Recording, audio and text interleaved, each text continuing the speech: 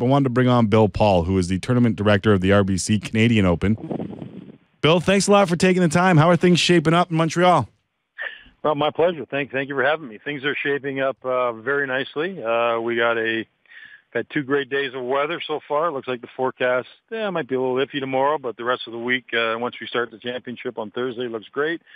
Golf course is wonderful, and I think all but about 2 players are in town and registered. Nice. Is it good to be back in Quebec?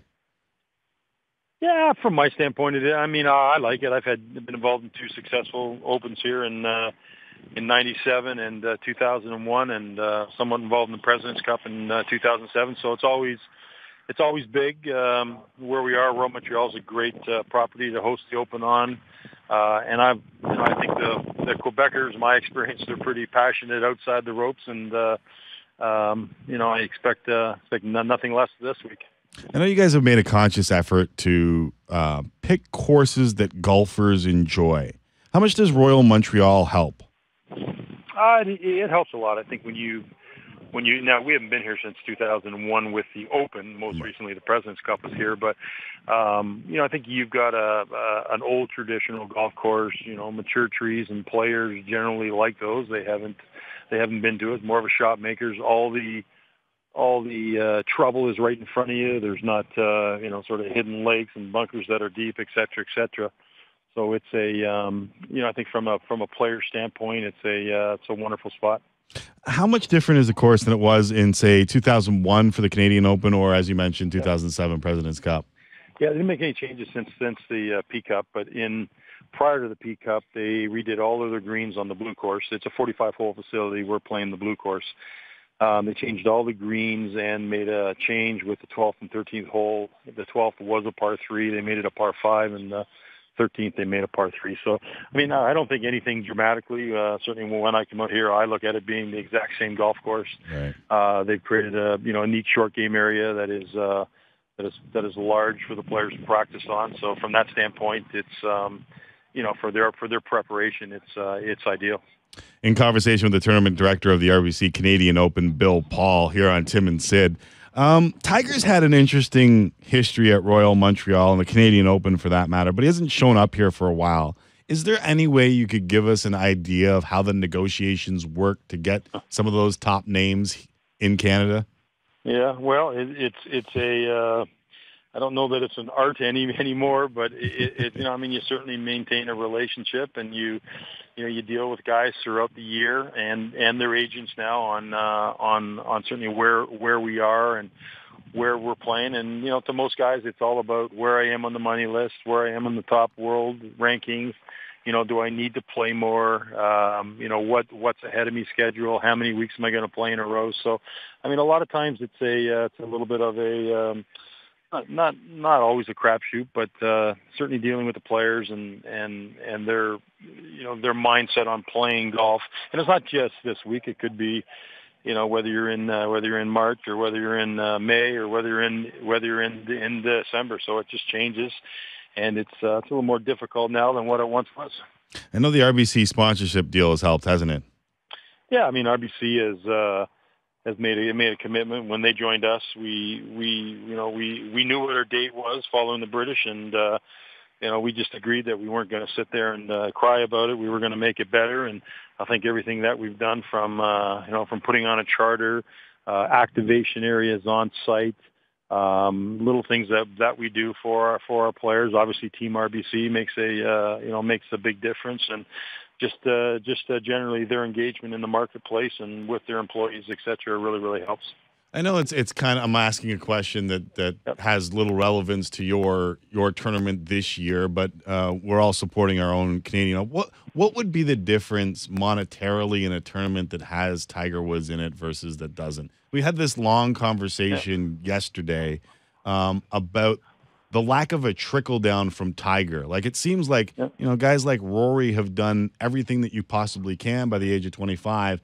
And really, besides the prize money brought into the equation by Tiger, haven't seen the kind of celebrity trickle down that you might expect from a guy like Tiger Woods. Well, I can, let me go back and give you 2 sources. Sure. I think in my time, in a post-Nicklaus era, there's only 3 guys that have incredibly moved the needle. And obviously Tiger's one of them. John Daly's been one in his prime, and Right. Greg Norman in his prime. So, when we were fortunate enough to have Tiger in 2000, and I would say that at the ultimate height of Tiger mania, for lack of a better word, that was, I would bet that was probably $1 million to us. And, Really? we had at Glen Abbey, largely because we could afford it. Afforded in the standpoint of being able to hold the crowds and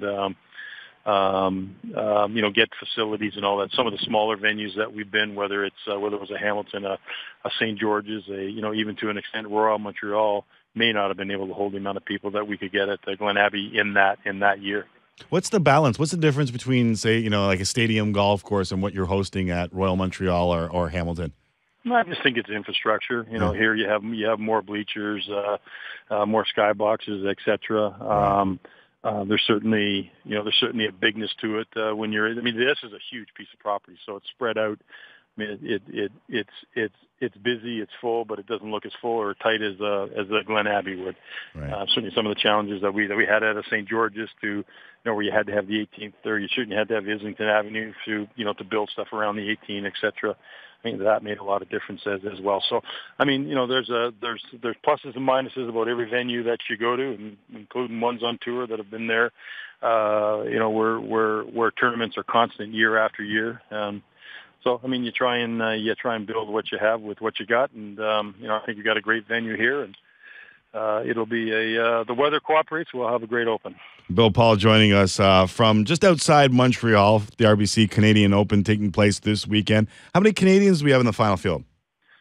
Oh, God, I lost count. I think it's got to be 17 or 18 Canadians. We had 3 qualify yesterday from, the Monday qualifier that we had at St. Raphael Golf Club. So that probably brought it up to 19.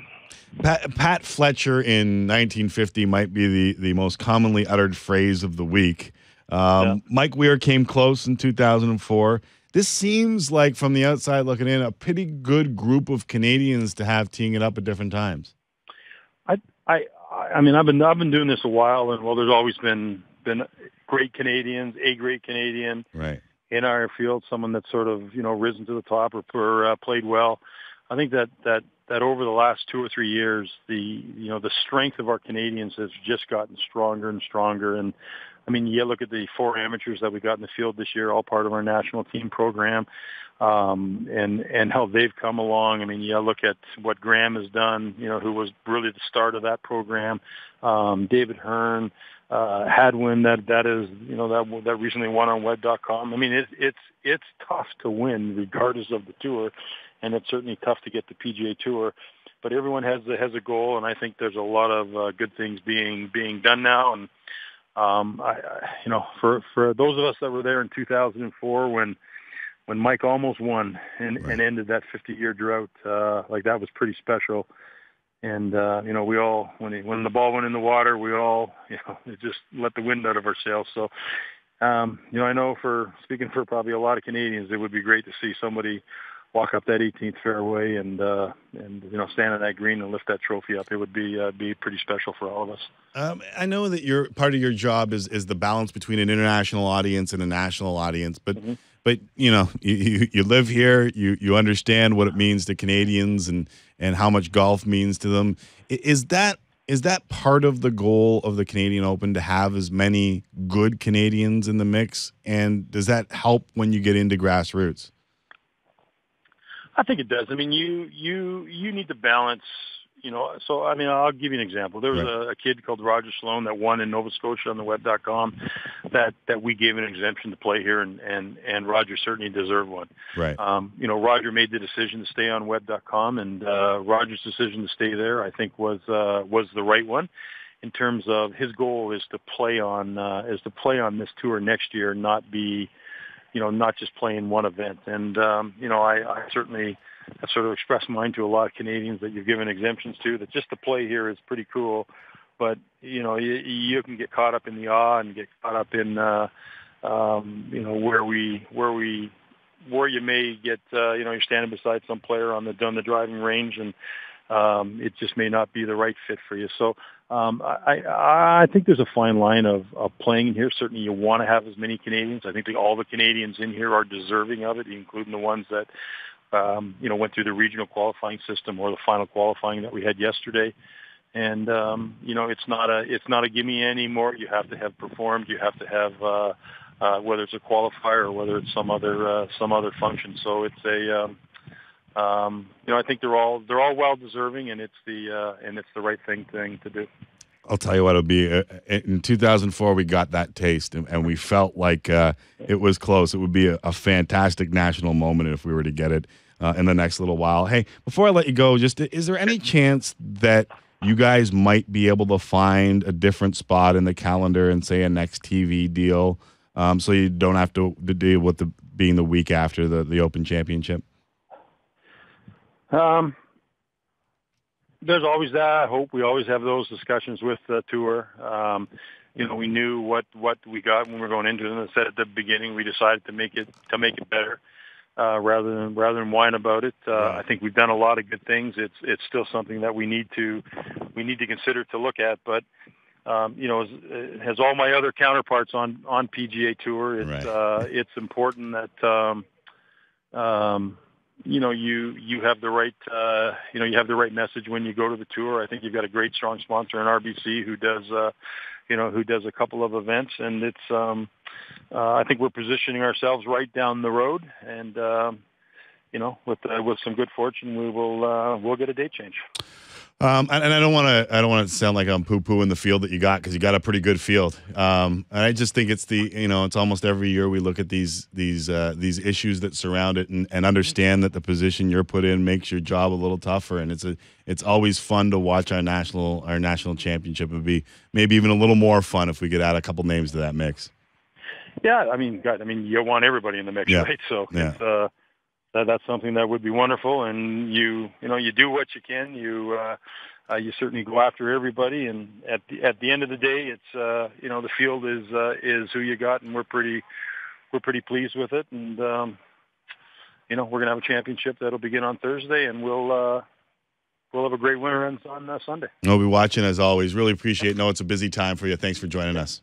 All right, thanks, Tim.